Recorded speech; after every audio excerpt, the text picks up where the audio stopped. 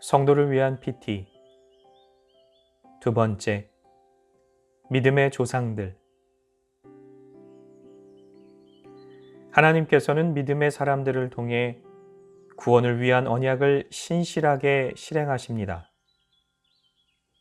하나님의 언약은 믿음의 사람에게 주어졌고, 하나님께서는 그 믿음의 사람과 언약의 관계를 맺으심으로 멈추지 않는 하나님의 구원을 향한 열정을 온 세상에 확인시켜 주셨습니다.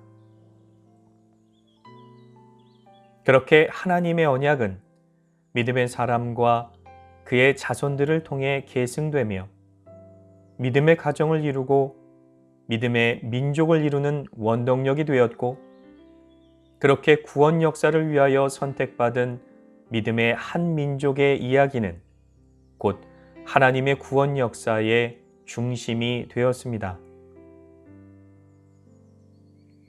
하나님의 구원 역사에 쓰임받은 그 믿음의 조상들이 바로 아브라함, 이삭, 야곱이며 그들을 통하여 이루신 하나님의 백성과 그 나라가 바로 성경에 등장하는 이스라엘인 것입니다. 결국 하나님께서는 구원의 약속대로 하나밖에 없는 외아들 예수 그리스도를 이스라엘 백성 가운데 인간의 몸으로 태어나게 하셨고, 이스라엘의 역사 가운데 하나님의 약속을 온전히 이루는 주인공이 되게 하십니다. 그래서 우리는 창세기 1장부터 11장을 통해 확인된 5번의 반복되는 죄, 심판, 은혜의 역사가 단지 하나님께서 사람들에게 지속적으로 자손을 낳고 세상의 역사를 이어가도록 내버려 두신 것이 아니라는 사실을 알 수 있습니다.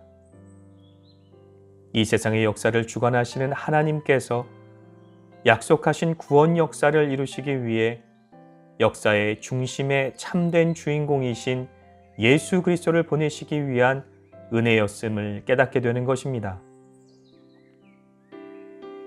특별한 믿음의 조상들인 아브라함, 이삭, 야곱을 통해 특별한 믿음의 가정과 민족을 세우시고 그들의 삶과 역사를 통하여 하나님의 구원 방법과 구원 역사를 온 세상에 밝히 보여주신 것입니다.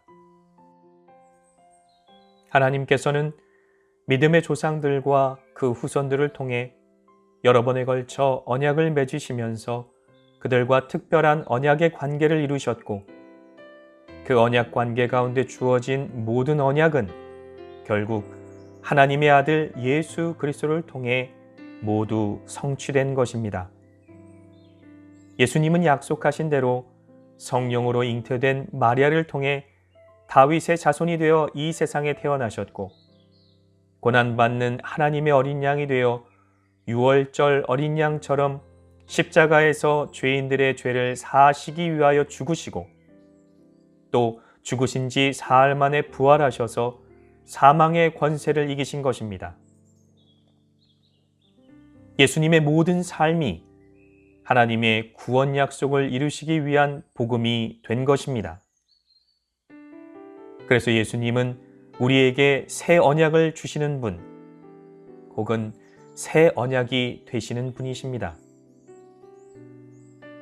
믿음의 조상들, 그리고 그 자손들과 맺으신 옛 언약은 모두 완성되었고, 예수님 안에서 하나님과 믿음의 사람들이 새롭게 맺는 새 언약이 온 세상에 선포된 것입니다. 이렇게 예수님 안에서 주어진 새 언약은 하나님께서 세상을 사랑하셔서 보내신 예수 그리스도를 믿는 자마다 멸망하지 않고 영원한 생명을 얻게 하시는 참으로 복된 소식이 된 것입니다.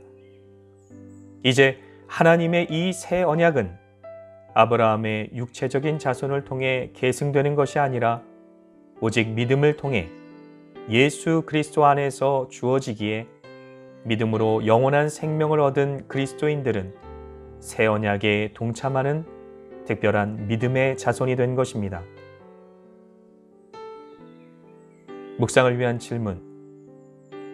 하나님께서 믿음의 조상들을 통해 믿음을 계승할 가정과 나라를 이루신 목적이 무엇입니까?